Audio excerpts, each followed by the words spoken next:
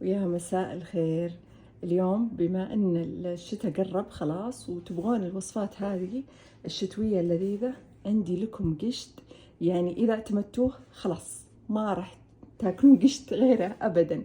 من ألذ انواع القشط. طبعا هذا القشط من اكثر من 16 سنة انا مدونته في كتابي.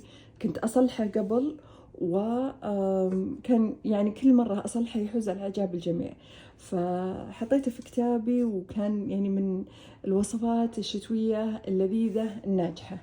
أول خطوة راح نسويها اللي هي تحميص الحليب البودرة والسميد. نحمصهم أول شيء على الناشف كذا لين يتغير لونهم.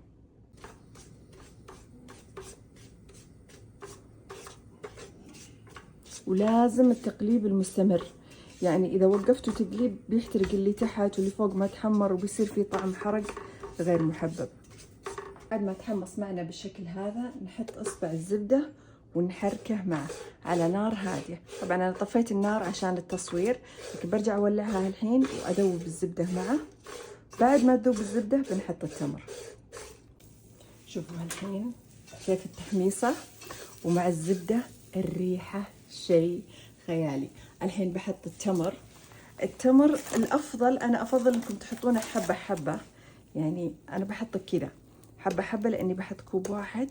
لأنه بتحطونه بتقدرون تفككونه لو بتحطونه مرة واحدة، فأنا أحب إنه تقدرون تحطون نص حبة على حسب أنتم وش تبون.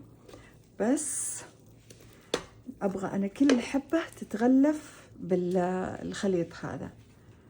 فهذه طبعا هو مو بمقدار يعني كيكة، مو يعني شيء بيخرب لو كثرنا أو زدنا، بس يعني ما ودك شيء يطغى على شيء في الطعم.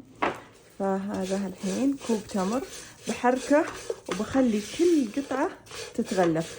ودي كذا سخن التمر لين يلين شوي، فهذه الخطوة شوي ضرورية انكم تسخنون التمر، مو بس مجرد حمصتوه خلاص تحطون التمر وخلاص، لا سخنوه شوي قبل ما نحط آخر المقادير الأخيرة.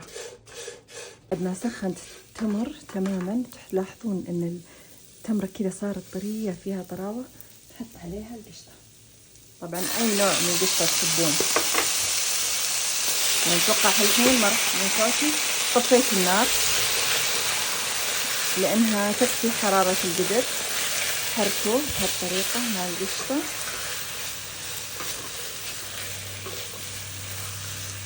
بس حركوه خلوه يشرب القشطة في حرارة القدر خلاص، خصوصا إذا كان قدركم له قاعدة تحتفظ بالحرارة تكفيكم حرارة القدر.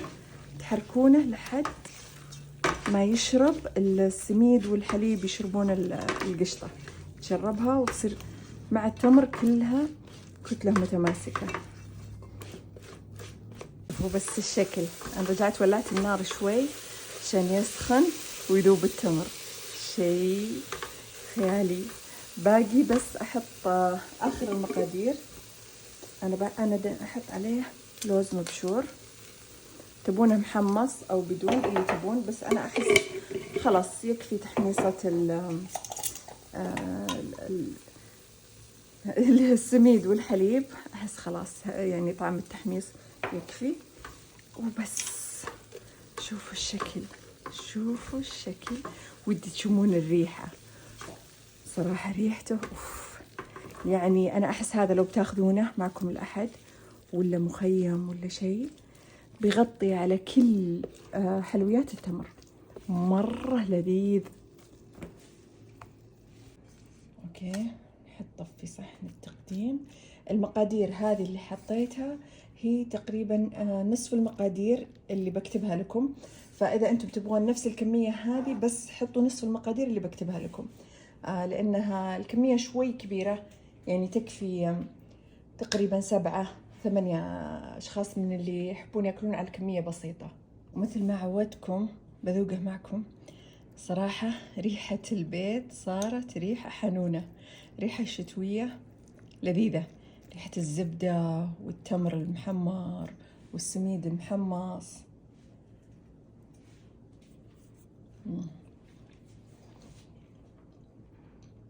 رهيب.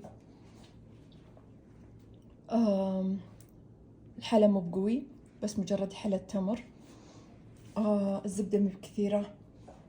تحميصة الحليب والسميد كذا عطتهم طعم، تحميصة لذيذة، والمكسرات عطتها قرمشة. لا يفوتكم.